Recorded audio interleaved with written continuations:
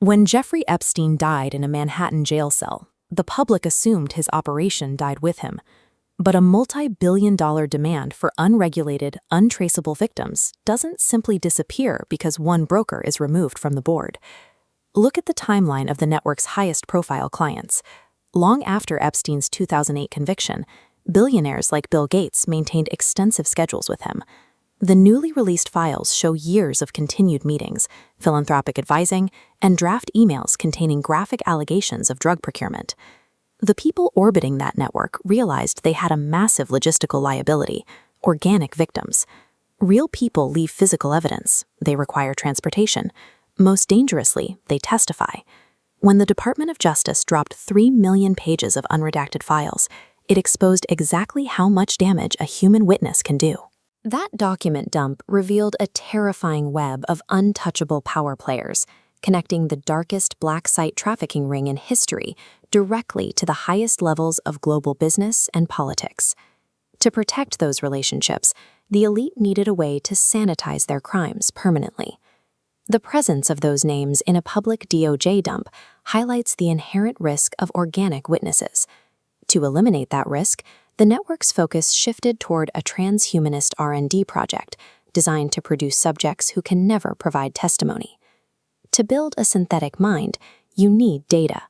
Epstein's sprawling 8,000-acre Zorro Ranch in the New Mexico desert operated entirely off the grid.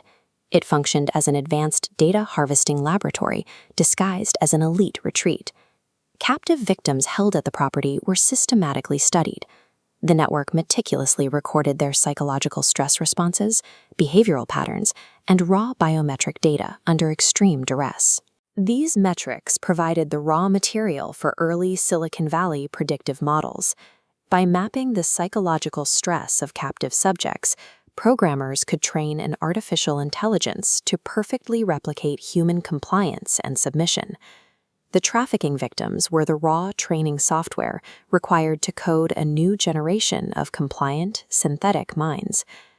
But an advanced trauma-trained AI needs a physical body. Dropping a highly sophisticated algorithm into a clunky, standard robotic frame fails to provide the horrifying realism these buyers demand. They needed materials that could perfectly replicate human flesh while remaining completely indestructible. That requirement points directly to the military avenues of the American Southwest. Just 60 miles down the road from Zorro Ranch, retired Air Force Major General Neil McCaslin vanished from Albuquerque. McCaslin oversaw the precise military labs that funded classified aerospace research. Around the same time, top-tier rocket scientist Monica Riza disappeared without a trace while hiking in California. Riza held the patents for Mondaloy, highly classified nickel-based superalloys. By taking her life's work, the architects of this project acquired the exact metamaterials required to construct physical, indestructible dolls, capable of housing their AI. If a vessel constructed from these superalloys were buried in the New Mexico desert, it would remain virtually undetectable to standard forensic tools. Unlike organic remains, synthetic superalloys emit no biological decay gases, leaving cadaver dogs and drones without a scent to track. Engineering a mechanical body is only one approach. If the elite can't build their ideal victim out of metal and code, they have a biological alternative: growing human beings directly from edited embryos. The titans of the artificial intelligence industry are actively pouring millions into this genetic frontier. A startup called Preventive is running secret projects to create bioengineered humans, heavily bankrolled by executives like OpenAI chief Sam Altman. Because editing human embryos is strictly banned by ethical oversight boards in the United States, these companies are quietly shifting their operations to unregulated jurisdictions like the United Arab Emirates. There, they can conduct their experiments entirely in the dark. Using a process called polygenic screening, wealthy parents can already select embryos based on projected custom traits like IQ, eye color, and height. Backers like Coinbase co-founder Brian Armstrong have even floated plans to produce a genetically engineered baby in absolute secret, forcing the public to deal with the fallout later. The tech elite are positioning themselves to control the underlying architecture of human life, from the digital logic of an AGI to the specific genetic sequences of a manufactured child. To protect an operation of this scale, the elite rely on a highly coordinated network layer that operates entirely outside of public visibility.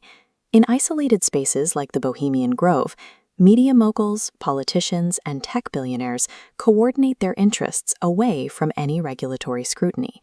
This coordination includes managing major crises. When Epstein needed reputation management, former Treasury Secretary Larry Summers advised him to contact the founders of a powerful PR and crisis communications firm, which later became FGS Global. The managing director of that specific firm is Michael Feldman, a political operative who spent 8 years in the inner circle of the Clinton-Gore administration. Feldman is also married to Savannah Guthrie, the top morning anchor for NBC. This created an immediate systemic conflict of interest on January 30, 2026, when the Department of Justice dumped 3 million pages of Epstein files that directly named Feldman's predecessor firm.